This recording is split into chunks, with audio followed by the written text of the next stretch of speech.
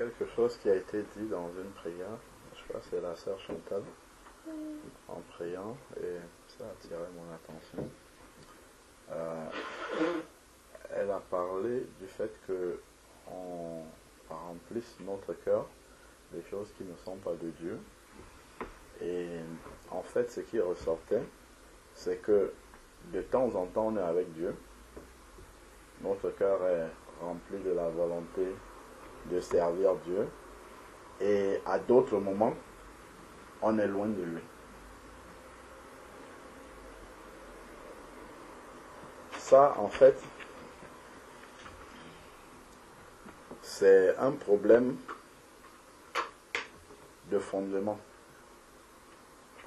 d'un enfant de Dieu.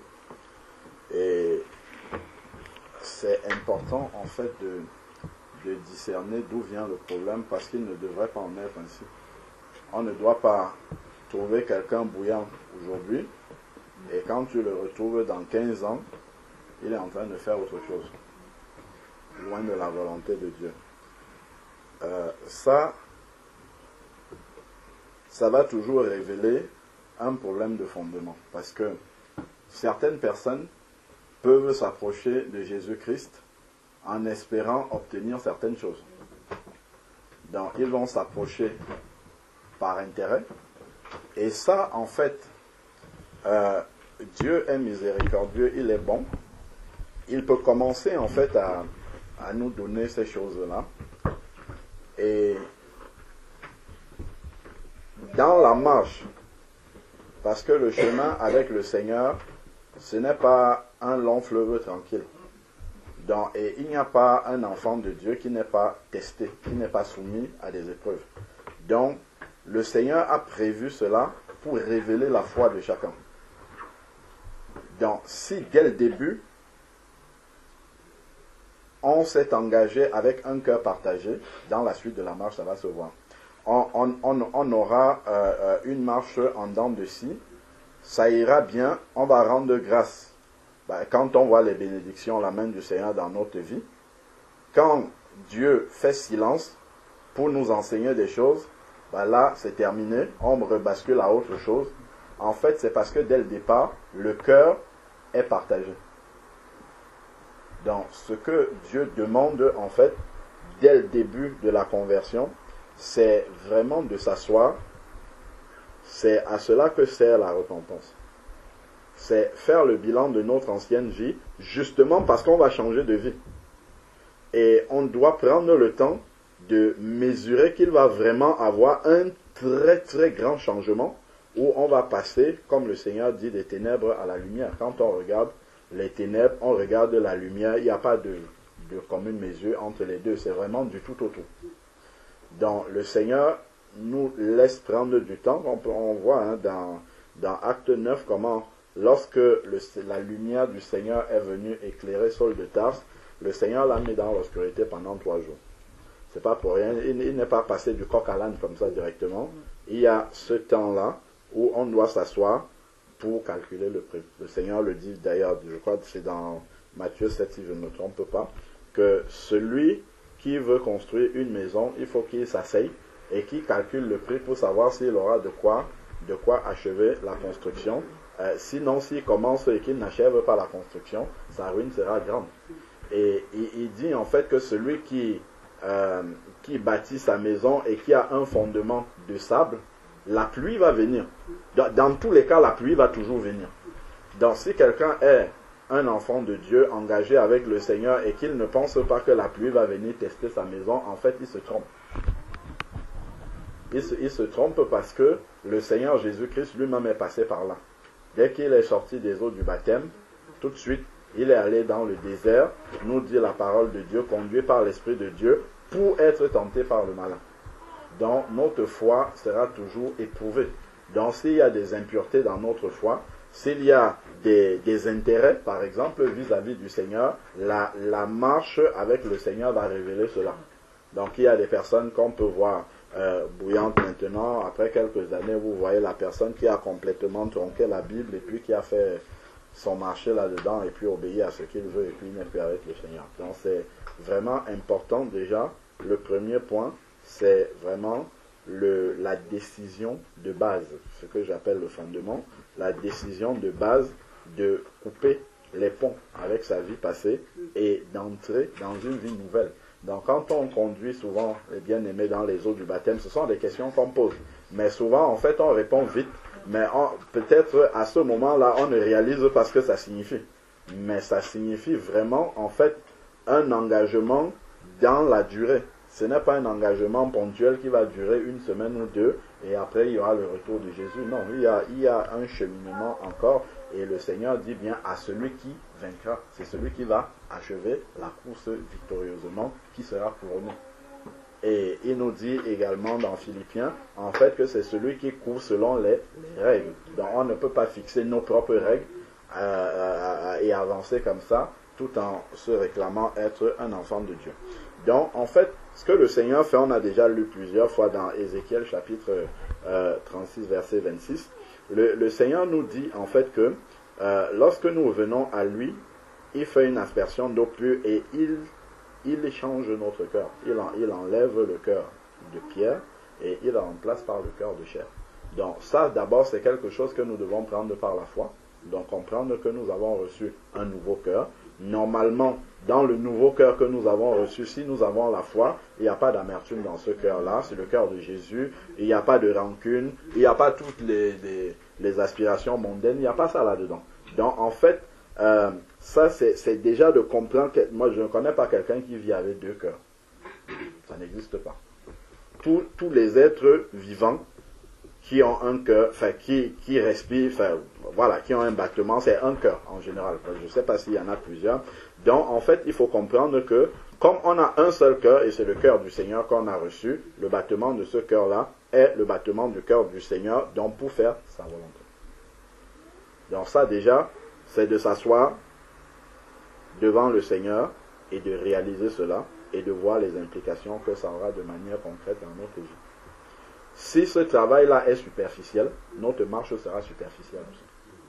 Mais plus c'est profond, plus vraiment on est entré en profondeur dans cette rupture qu'on fait avec l'ancienne vie, plus également on va avancer avec le Seigneur. Il vaut mieux prendre plus de temps au démarrage plutôt que d'essayer de courir vite, réciter toutes les doctrines alors que ce n'est pas vrai dans notre cœur. Il vaut mieux prendre ce temps-là déjà que les bases soient claires dans notre cœur personnellement. Et ça, c'est un travail personnel avec le Seigneur. Ce n'est pas un travail d'assemblée ou non, c'est une démarche personnelle devant le Seigneur et de savoir qu'en fait, on va avoir un itinéraire, une marche qui peut être très long avec le Seigneur. Donc, il va falloir rester constant. C'est pour ça que le Seigneur parle toujours de la persévérance. Il faut persévérer. Persévérer, ça veut dire que il y aura des moments de moins bien, des moments de difficulté, mais il faut continuer à aller de l'avant. Il ne faut pas se laisser arrêter par les difficultés qui vont arriver, parce que ces difficultés-là sont normales. Si elles n'arrivent pas, c'est qu'il y a un problème. Donc, c'est important. Si on regarde dans Éphésiens chapitre 4, verset 17. Éphésiens chapitre 4, verset 17.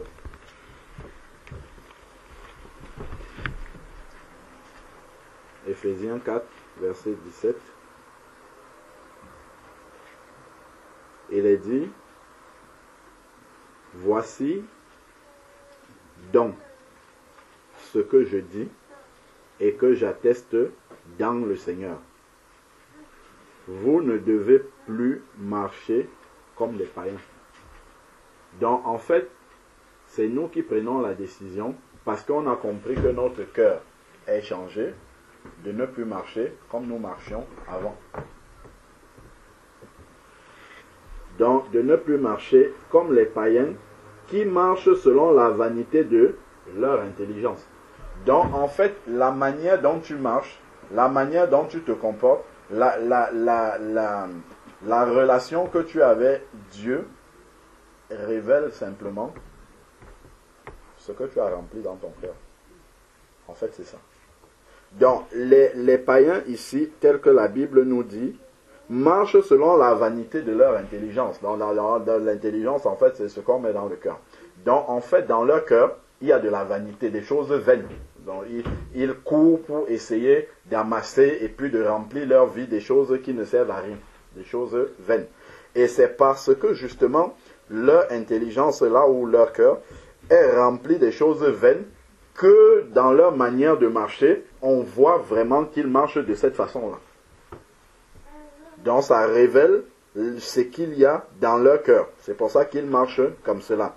Ensuite, maintenant, il dit, ils ont la pensée obscurcie. C'est parce que justement dans leur cœur il y a des ténèbres. C'est pour ça qu'ils marchent comme des personnes qui sont aveugles.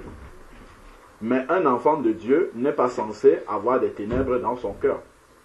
Il a été éclairé par le Seigneur.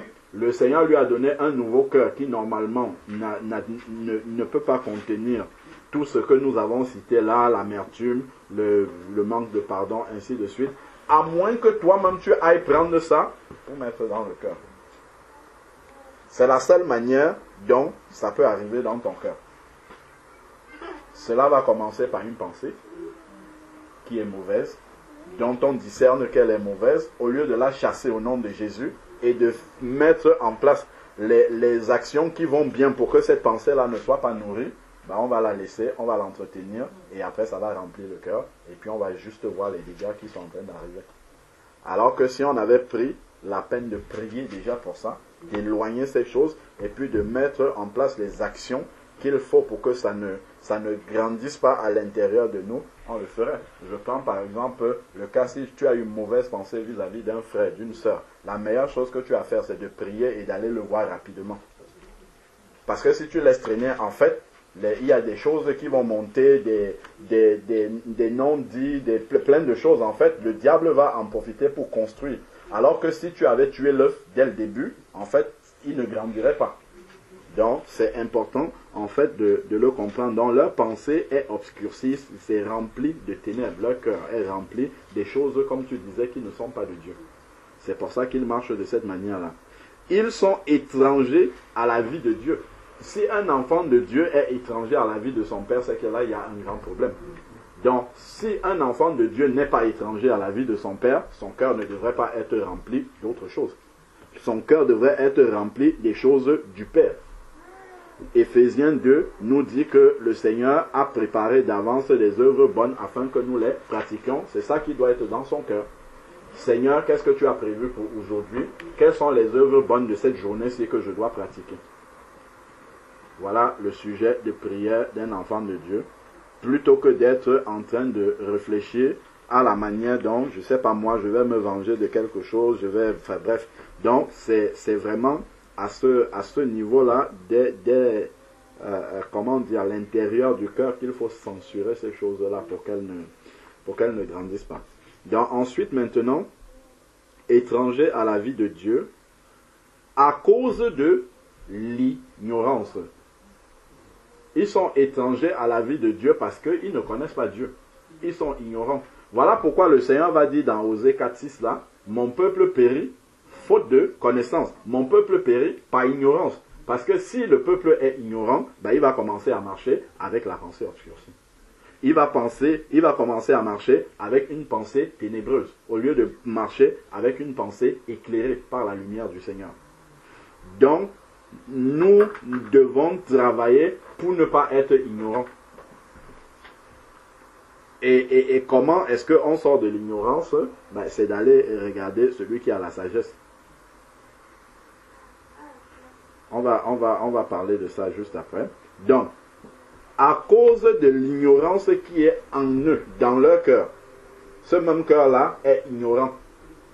Quand on devient enfant de Dieu, normalement, on est censé avoir vidé son cœur, dont le cœur est vide.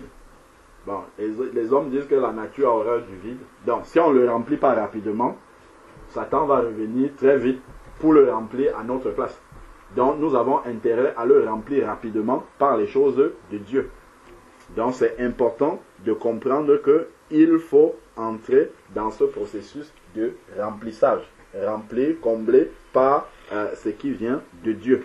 Donc, ensuite, maintenant, il va dire l'ignorance qui est en eux et l'endurcissement de leur cœur. Donc, quand on est ignorant, après maintenant, on s'est habitué à remarcher avec les ténèbres. Lorsque la lumière va venir, le cœur va s'endurcir. Parce qu'on est loin de Dieu. On est devenu étranger à la vie de Dieu. Vous avez vu par exemple dans une maison, un appartement où vit une famille, s'il y a, je ne sais pas moi, un certain nombre d'enfants de cette famille-là qui vivent là, tous les enfants, on les repère dans la maison, ils savent qu'on met le sel à tel endroit, on met ça, je ne sais pas moi, la marmite c'est à tel endroit, les verres c'est là-bas. Donc ils connaissent tous les repères de la maison parce qu'ils vivent là.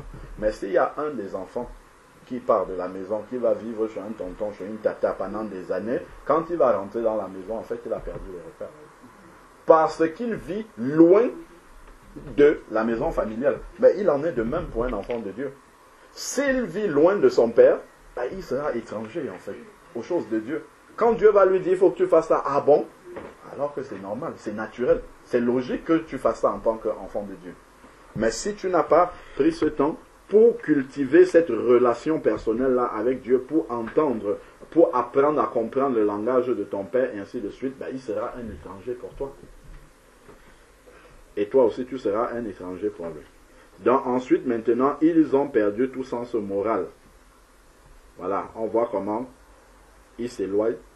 Ils sont livrés au dérèglement pour commettre toute espèce d'impureté et de cupidité. Et ça, en fait, peut arriver à un enfant de Dieu qui ne vit pas dans la présence du Père, qui ne cultive pas une relation personnelle permanente avec Dieu. Si on est un coup avec les païens très souvent, et après, de temps en temps, avec les enfants de Dieu, en fait, notre comportement sera influencé par celui des païens. C'est pour ça que 1 Corinthiens 15, verset 33 dit, ne vous y trompez pas, les mauvaises compagnies corrompent de bonnes mœurs. Donc, même si on a de bonnes dispositions, du fait qu'on est tout le temps avec les païens, on n'ose pas affirmer, en fait, les convictions que nous avons, prendre position au milieu de ces païens. Donc, on commence à rentrer dans les compromis, et le compromis va devenir notre façon d'être, qui est éloignée de Dieu, en fait. Donc, au milieu de ces païens-là, on aura l'impression d'être éclairé, puisque eux, ils sont dans les ténèbres de toute manière. Mais quand on va revenir au milieu des enfants de Dieu, on va voir qu'on est complètement à côté de la plaque. Donc, c'est important, en fait, de réaliser tout cela. Après, il dit, mais vous, ce n'est pas ainsi que vous avez appris à connaître Christ. Donc, les païens, eux, leur intelligence est obscurcie, ils sont étrangers à la vie de Dieu, ils sont ignorants et ainsi de suite. Mais les enfants de Dieu, il ne doit pas en être ainsi. Si on prend Romains chapitre 12, verset 2, Romains chapitre 12, verset 2,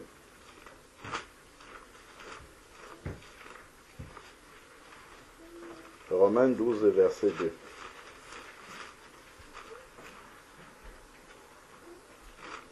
Que nous connaissons bien. Il est dit,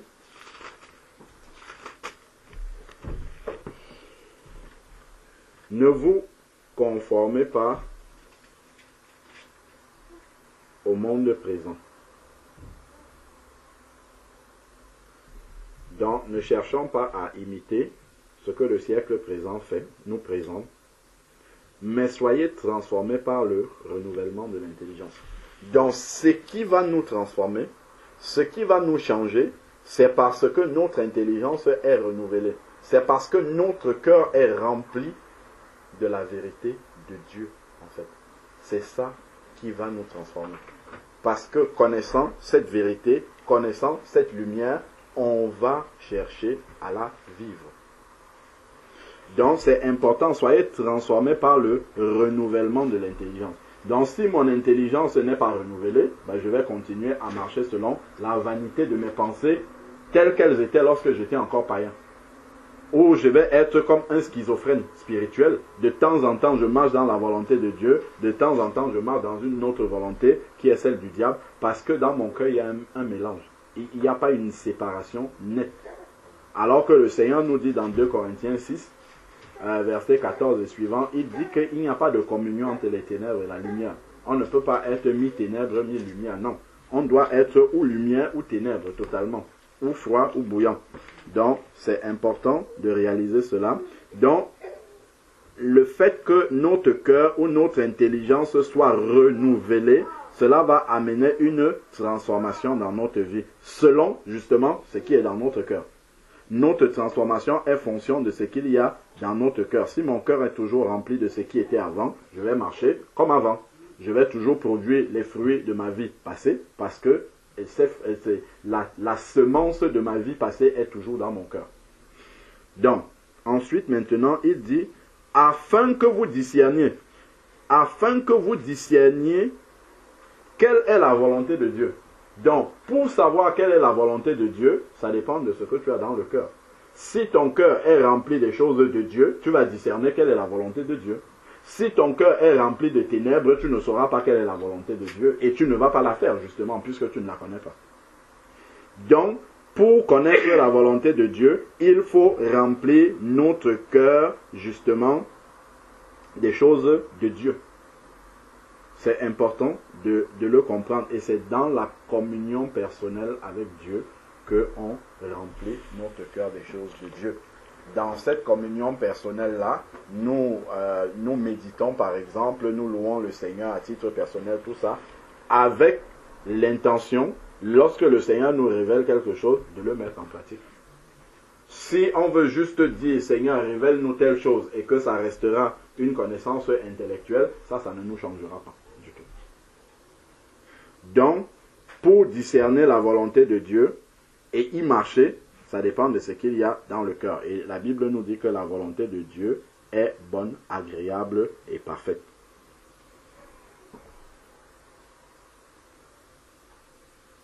Donc ensuite, maintenant, avec la volonté de Dieu remplie dans notre cœur, on peut sauter. On va voir que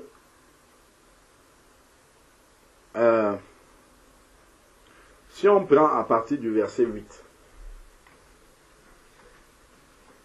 nous sommes toujours dans Romains chapitre 12, ou bien même à partir du verset 9. C'est écrit que l'amour soit sans hypocrisie. Pourquoi il dit que l'amour soit sans hypocrisie? Parce que c'est comme ça que l'amour de Dieu est. Et si dans ton cœur, il n'y a pas le véritable amour de Dieu, dans les choses de Dieu, ben ton amour par exemple sera avec hypocrisie. C'est-à-dire, je dis des choses que je ne pense pas dans mon cœur. Je dis, oh ma soeur, que Dieu te bénisse. Et à l'intérieur de moi, je te maudis en même temps. Si ton épreuve pourrait durer encore un peu plus, tu saurais vraiment. Tu vois, il y a de la duplicité.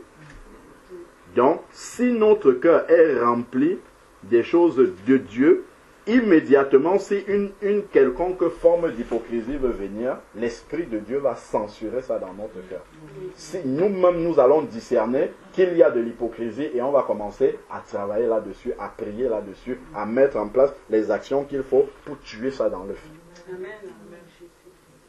Donc, ensuite, maintenant, donc, que l'amour soit sans hypocrisie, ça révèle ce qu'il y a dans le cœur.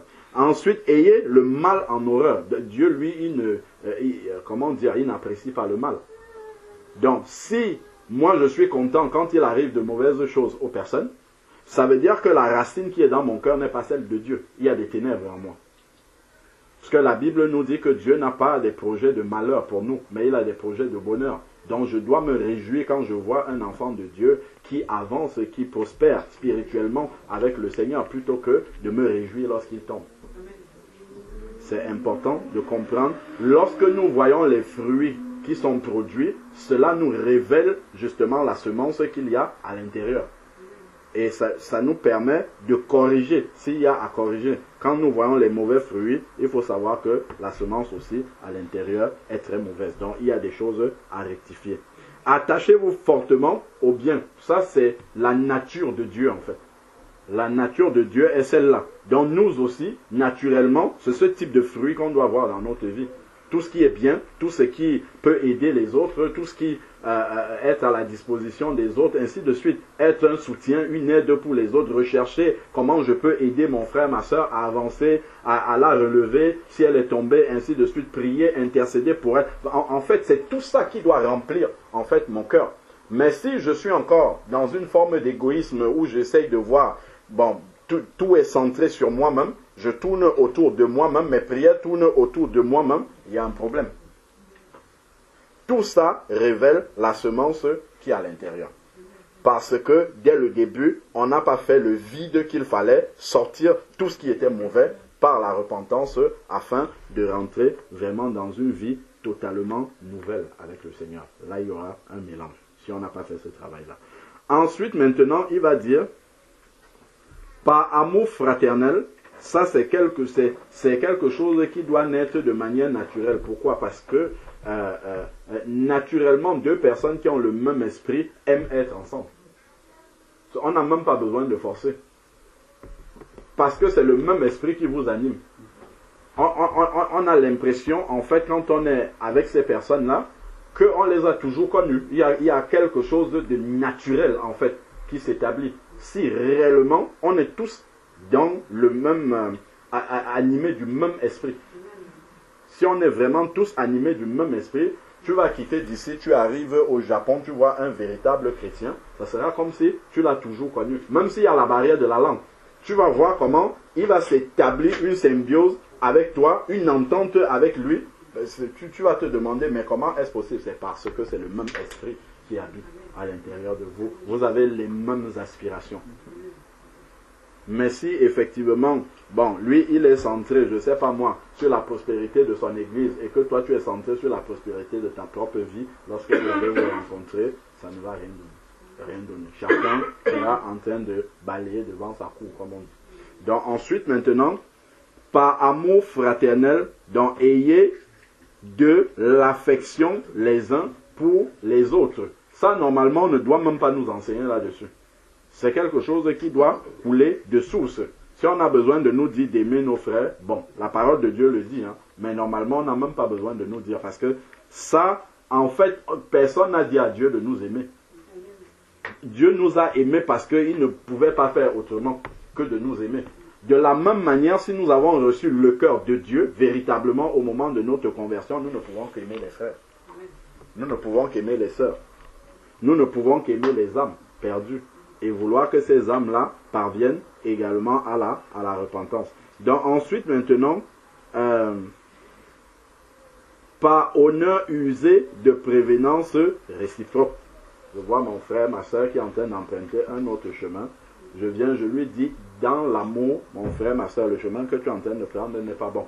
Et il faut qu'il sente quand je lui dis ça, que c'est par amour que je suis en train de lui dire. Je ne dis pas ça pour le perdre, je ne dis pas ça pour le juger, comme c'est un mot qu'on utilise souvent très couramment, mais je dis ça parce que dans mon cœur, j'aspire à ce qu'il marche dans la lumière du Seigneur.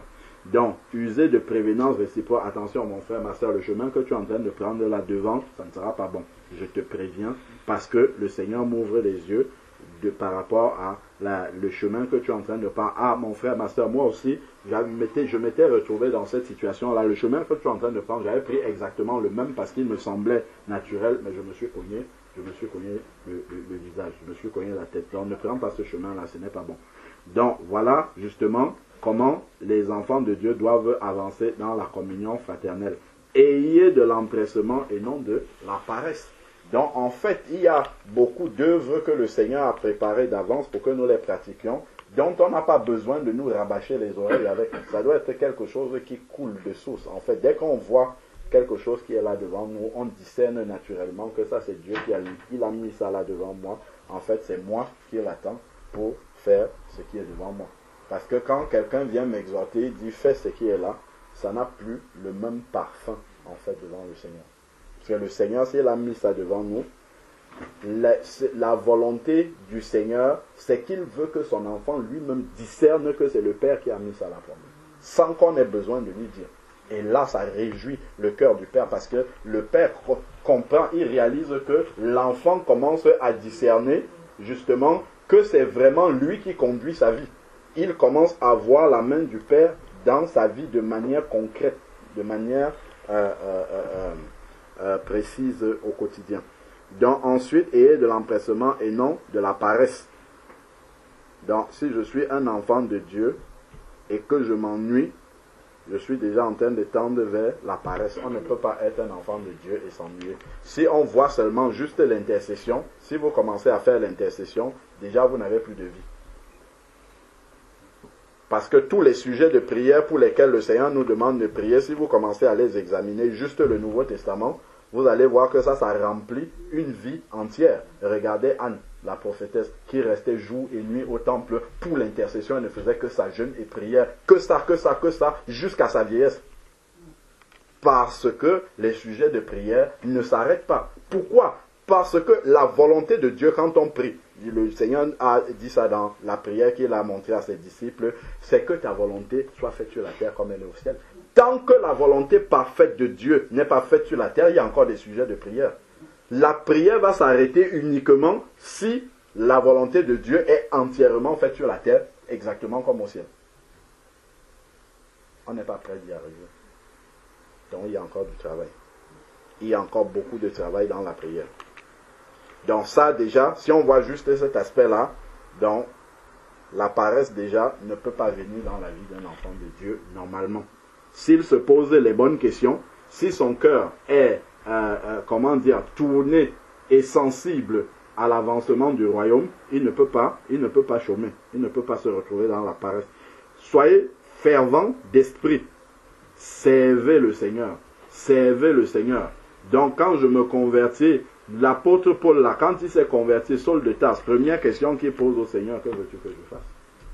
Chaque enfant de Dieu doit poser cette question-là parce que Dieu a une réponse personnelle pour chacun d'entre nous. Dieu a une réponse à cette question-là pour chacun d'entre nous. Que veux-tu que je fasse? Donc nous devons poser cette question-là au Seigneur.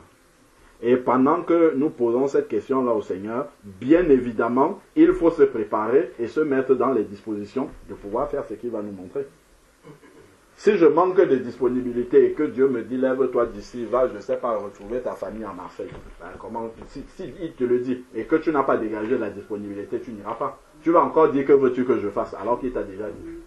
Parce que tu n'as pas pris les dispositions pour être prêt à faire vraiment ce que Dieu te dira au travers de la réponse qu'il va te donner.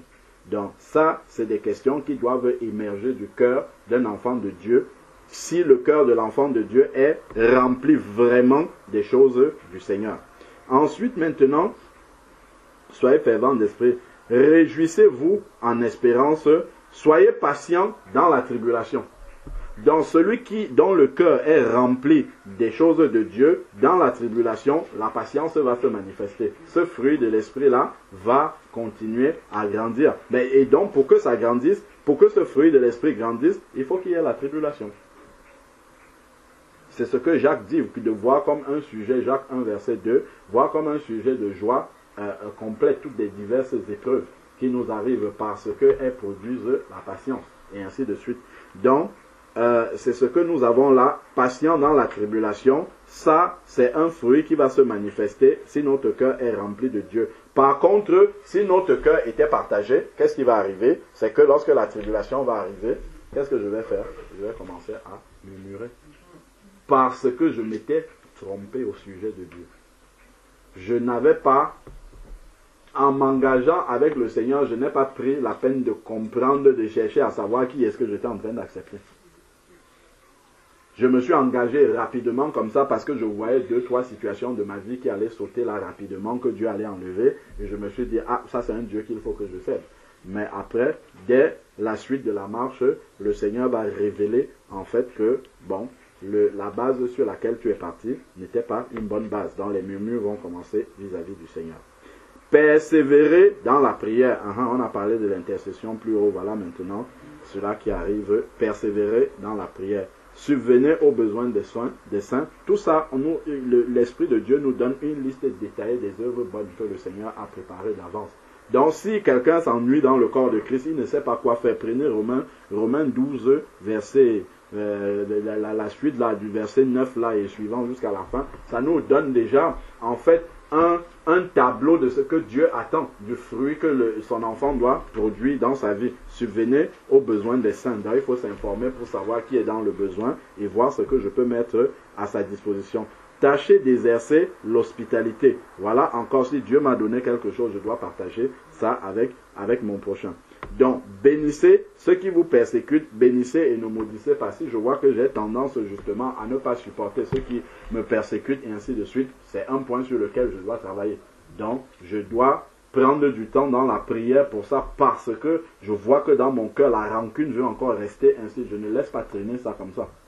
Et attendre que ça laisse pousser des rejetons. Non, je dois traiter ça dès le début. Donc ensuite, maintenant, réjouissez-vous avec ceux qui se réjouissent, pleurez avec ceux qui pleurent. Donc l'assistance de mes bien-aimés, et ainsi de suite. Ayez les mêmes sentiments les uns envers les autres. C'est quelque chose qui doit aussi se travailler et se voir véritablement dans quelqu'un qui est rempli, dont le cœur est rempli des choses de Dieu. Pleurez avec ceux qui pleurent, ayez les mêmes sentiments les uns, n'aspirez pas à ce qui est élevé. En fait, quand tu regardes le prix du salut, tu as déjà obtenu la chose la plus élevée de la terre. Donc, normalement, dans ce cœur-là, il ne doit plus convoiter les choses vaines et passagères de ce monde-ci, parce qu'il a déjà la chose la plus élevée. C'est le salut en Jésus-Christ. À moins justement, effectivement, que tu ne saches pas la valeur du salut. Et c'est bien souvent le cas. Nous nous plaignons parce que nous n'avons pas les vanités du monde, alors que nous avons la chose la plus importante. Parce que nous sommes ignorants.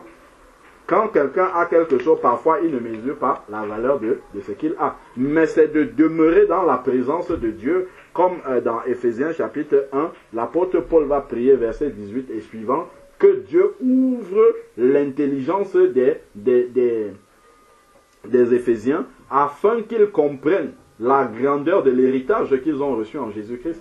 C'est justement l'ignorance de la grandeur de cet héritage qui va faire qu'on murmure pour les choses de la terre. C'est comme les enfants d'Israël. Les enfants d'Israël avaient de manière permanente la présence de Dieu au travers de la colonne de nuée au-dessus de leur tête dans la journée, la colonne de feu la nuit. Cela manifestait la présence permanente de Dieu. Ils n'avaient pas compris que c'est la chose la plus importante qu'il leur fallait. Les autres peuples même les redoutaient à cause de cette présence de Dieu-là. Mais eux, ils étaient en train de murmurer, ah, on a trop mangé la caille, ah, on a trop mangé la manne, ah, il n'y a même pas ceci, il n'y a pas d'eau, il n'y a pas ceci, les choses de la vue. Alors qu'ils avaient la chose la plus importante. Et c'est exactement comme ça que nous sommes aussi. Donc, ensuite, maintenant, n'aspirez pas à ce qui est... ne soyez pas sages à vos propres yeux. Recherchons toujours la sagesse de Dieu. Ne rendez à personne le mal pour le mal. Ça, c'est quelque chose qu'un enfant de Dieu doit travailler, parce que la tendance naturelle de la chair, c'est de se défendre. Ah, il a été un peu trop loin. Je vais lui montrer qu'on ne me fait pas ça. Ça, c'est la chair qui parle. Ça ne peut jamais être la volonté de Dieu. Jésus-Christ avait plusieurs façons de montrer qu'il était véritablement le Fils de Dieu quand il allait à la croix. Quand on lui disait « Descends si tu es le Fils de Dieu », ce n'était pas impossible pour lui de descendre. Il pouvait descendre là, terrasser tous ceux qui étaient là. Comme lui-même dit, il pouvait demander au Père de lui envoyer une légion d'anges. Ça aurait été réglé, mais il a décidé de rester sur la croix. Donc de la même manière aussi, c'est ça là, je dois avoir décidé de ne pas rendre le mal pour le mal. Je dois même accepter l'injustice. Parce que si j'accepte l'injustice, en fait, c'est le Seigneur qui devient mon avocat. Par contre, si je décide de me venger, moi-même, l'avocat se met de côté et il dit, sois ton propre avocat. Alors. Donc, un enfant de Dieu doit renoncer, en fait, justement, à toute forme de répondre à l'autre, au mal que l'autre nous a fait par le mal également. Nous devons plutôt bénir. Bénir ceux qui nous maudissent. Parce que c'est là que Dieu va agir. D'ailleurs, la suite nous dit cela. Donc, recherchez ce qui est bien devant tous les hommes, autant que c'est possible. Recherchez ce qui est bien devant tous les hommes. S'il est possible, autant que cela dépend de vous, soyez en paix avec tous les hommes.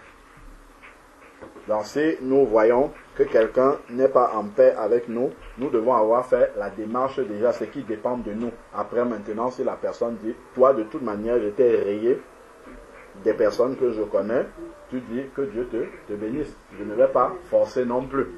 Par contre, je dois avoir fait ma part. Si je n'ai pas fait ma part, Dieu me le reprochera. Donc je dois avoir fait ma part. Je ne dois pas dire, ah, comme il reste dans son coin, je reste aussi dans mon coin. Je révèle en fait que la semence de l'enfant de Dieu n'est pas encore là. Il y a encore de l'ignorance. Parce que le païen, c'est ce que lui fait. Ah, il est dans son coin, je reste dans mon coin. Je ne vais pas aller chercher la paix. Aller rechercher la paix, en fait, c'est s'humilier. C'est justement marcher dans l'humilité. Parce qu'on a compris que, effectivement, le cœur de Dieu sera réjoui du fait que son enfant a fait la démarche de paix. C'est très important ça. Donc ensuite, ne vous vengez pas. Parce que si tu te venges, en fait, le Seigneur ne fait plus rien du tout. Parce que justement, le Seigneur prend le parti de ceux qui n'ont pas de défense. Parce que si tu as ta propre défense, tu n'as pas besoin qu'on t'aide. Tu te défends toi-même. Ben, sauf que tu vas te défendre de manière charnelle, avec les armes charnelles, et ça va donner un résultat charnel. Tout simplement. Donc, ne vous vengez pas vous-même, bien-aimés, mais laissez agir la colère. C'est la colère de Dieu. Laissons Dieu lui-même discerner ce qui est bien de faire. Dans une situation que nous traversons, qui nous oppose à quelqu'un, laissons toute la latitude. En fait, si on a prié pour remettre la situation entre les mains du Seigneur, nous ne devons pas nous-mêmes encore être un obstacle pour empêcher Dieu d'agir. Donc, si par exemple, je ne sais pas, je suis une femme, mon mari n'est pas converti, il fait plein de choses qui ne sont pas bien, et que j'ai remis ça entre les mains du Seigneur, je ne dois pas en même temps rechercher à agir moi-même par la chair. Si j'ai dit je laisse au Seigneur, je dois vraiment abandonner ça au Seigneur, et moi passer à autre chose. Passer dans la prière ainsi, je ne dois pas essayer de mettre en place des solutions humaines. Si je priais pour un sujet, j'abandonne ça entre les mains du Seigneur. Je ne dois pas essayer d'aider Dieu, en fait, à agir, à répondre à une prière, parce que lui-même, il sait comment est-ce qu'il va agir. C'est ici laisser agir la colère. Donc c'est Dieu lui-même, quand il est écrit « à moi la vengeance », à moi, à Dieu. C'est lui qui sait comment est-ce qu'il peut régler toutes les situations par lesquelles nous passons. À moi la vengeance, c'est moi qui rétribuerai, dit le Seigneur. Mais si ton ennemi a faim, donne-lui à manger. Et ça doit être avec joie. Quand je vais le faire avec joie, qu'est-ce qui va me donner la joie? C'est parce que je sais que c'est la volonté du Père. C'est ça qui réjouit mon cœur. C'est que j'ai marché comme Dieu veut. Quand on a obéi à la parole du Père, il y a une joie naturelle, en fait, qui vient dans notre cœur. C'est la joie du Saint-Esprit. Par contre, si on s'est vengé soi-même, normalement, pour un enfant de Dieu, même si on a obtenu la victoire, une grande tristesse doit accompagner cette victoire-là. Parce que c'est une victoire humaine. Ce n'est pas une victoire qui vient de Dieu. Donc l'Esprit de Dieu lui-même va venir nous attrister alors que nous avons obtenu gain de cause. Parce que nous avons privé Dieu d'intervenir dans cette situation-là en essayant de régler nous-mêmes la situation. Alors que Dieu aurait voulu se glorifier dans cette situation en disant « Mon fils, ma fille, la situation que tu traverses, viens remettre ça à mes pieds et toi va t'occuper d'autre chose. Moi, je vais m'en charger. » Et ça, on a souvent beaucoup de mal. En fait, quand on a déposé le fardeau devant Dieu, on veut partir, mais on regarde encore comment le fardeau est posé. Bien souvent, on regarde, est-ce que Dieu regarde, on revient, on reprend le fardeau et puis on part avec. Et on pense que Dieu n'a pas vu. Ben, sauf que ça va se révéler plus tard. Dieu a bien vu qu'on a déposé, pas les paroles, hein, c'est les paroles de la prière qui montrent qu'on a déposé. Mais en repartant, c'est le cœur qui révèle qu'on a repris et on est parti avec. Parce que dès qu'on va repartir, les actes qu'on va poser après, les pensées qu'on va avoir après, révèlent en fait qu'on n'a pas laissé ça, qu'on est parti avec ce qu'on était venu déposer au pied du Seigneur. C'est un travail profond, important de déposer les fardeaux devant le Seigneur et de repartir sans ces fardeaux-là. C'est un travail qui n'est pas facile en fait. Parce que l'homme naturel a tendance à vouloir régler ses problèmes lui-même. Il a tendance à vouloir voir, comme on dit, le bout du tunnel lui-même, en posant de manière rationnelle. Si je fais ça, ça va donner ça. Mais quand Dieu, il ne te dit pas, je vais faire ça, il dit, dépose pas. Je n'ai pas besoin de te dire comment je vais faire, dépose seulement, pas, et tu verras, on a du mal. Parce qu'on se dit que non, devant le Seigneur, il y a tellement une pile de dossiers, mon dossier risque d'aller en dessous. Donc Dieu va oublier mon dossier. Et c'est ce que nous faisons. Même si il y a tellement de piles de dossiers, Dieu ne se trompe pas. Dieu est capable de travailler en parallèle sur des milliards et des milliards de dossiers. N'ayons pas peur que ton dossier, n'aie pas peur que ton dossier va aller en dessous et Dieu va l'oublier. Dieu ne peut pas oublier une prière que tu as faite.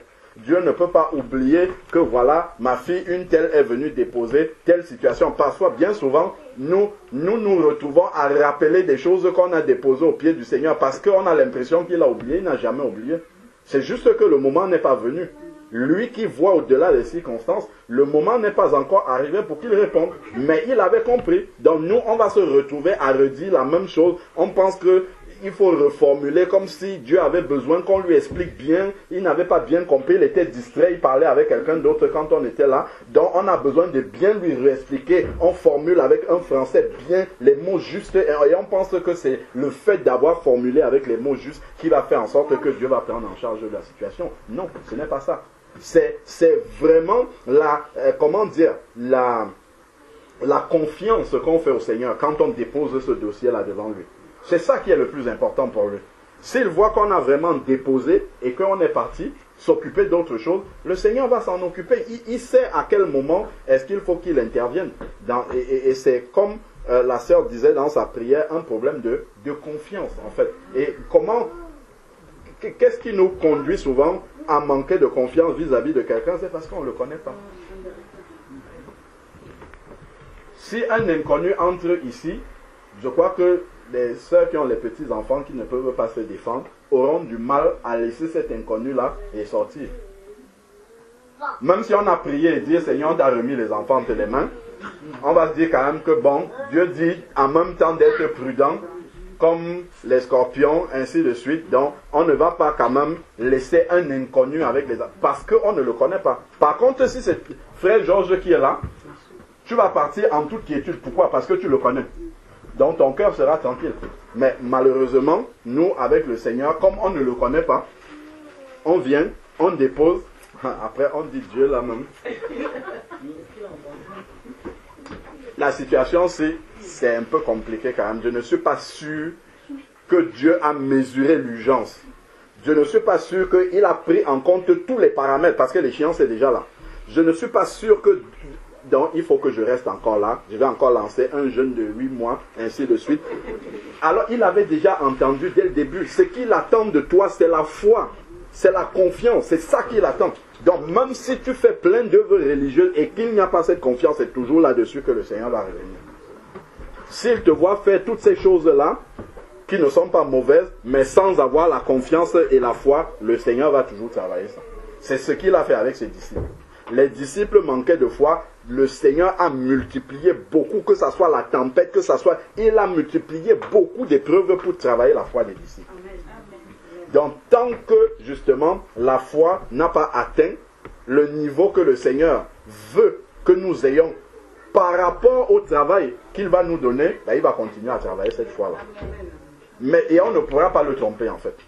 On peut tromper les hommes et dire j'ai la foi, mais Dieu, tu ne peux pas le tromper. Parce qu'en fait, il va créer une situation pour te révéler à toi-même ton niveau de foi. Donc, autant mieux venir comme, je ne sais pas si c'était le centenier, dit Seigneur, viens au secours de mon incrédulité. Apprends-moi à te faire confiance véritablement. Apprends-moi vraiment à abandonner, à ne pas avoir une trop haute opinion de moi parce que je sais que tu m'as donné la capacité d'abandonner par le nouveau cœur que j'ai reçu. Ce cœur-là qui était le cœur de Jésus-Christ, quand il est à Gethsémane, il dit, Père, s'il est possible que cette coupe s'éloigne, mais toutefois, pas ma volonté, mais la tienne, parce qu'il faisait confiance à la volonté du Père. Amen. Sa propre volonté était là, il voulait agir, mais il faisait confiance au Père, en disant, même si la chair humaine sent qu'elle va être meurtrie, Père, je te fais suffisamment confiance pour abandonner la réponse finale de cette coupe que tu mets devant moi entre tes mains. Donc c'est cette confiance-là à laquelle le Seigneur veut que nous puissions arriver. Donc si ton ennemi a faim, donne-lui à manger. Ne commence pas à raisonner en disant « Ah, si je lui donne à manger, il va penser que je reconnais que c'est lui qui a raison. » Ça c'est le raisonnement humain en fait. Et c'est ce qui va arriver, hein.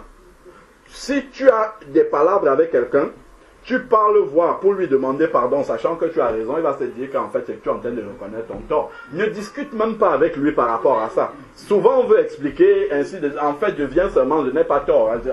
On n'a pas besoin d'expliquer ça, ça c'est avec Dieu. On vient parce que Dieu a dit autant que possible, soyez en paix avec tous les hommes. Donc, le fait de venir m'humilier, ça ne veut pas dire que je reconnais que j'ai tort. Je vais te dire quand même que toutefois, si je t'ai fait mal sans m'en rendre compte, pardonne-moi, ce n'était pas mon intention. Et vraiment, sache que tu m'as fait du mal aussi, je te pardonne de tout mon cœur. Terminé. On passe à autre chose. Et là, il n'y a rien qui va venir bloquer nos prières. Donc, à moi la vengeance, c'est le Seigneur qui règle ça. Si ton ennemi a faim, s'il a soif, donne-lui à boire. Car en agissant ainsi, ce sont des charbons ardents que vous retirez de sa tête. Donc, il faut en fait que tu aies à cœur de pouvoir sauver ton ennemi. Parce que l'autre situation, en fait, le cœur humain est très malin, en fait, sauf qu'on n'est pas malin avec Dieu. On peut dire, bon, ok, je vais faire du bien à mon ennemi, dans l'intention qu'en lui faisant du bien comme ça, je suis en train de le charger devant Dieu. Comme ça, Dieu va le foudroyer seulement, comme moi je lui fais du bien. Donc, en réalité, en fait, mon cœur n'est pas motivé par l'amour de l'ennemi. Mon cœur est plutôt motivé de faire ça parce que je me dis qu'en faisant ça, le jugement de Dieu sera encore plus grand pour lui. Donc, il y a dans mon cœur quelque chose qui est déréglé devant Dieu. Et Dieu me le fera savoir. C'est avec quelle motivation que dans ton cœur, tu es en train de faire du bien à ton ennemi. Est-ce que c'est parce que tu veux que Dieu le sauve?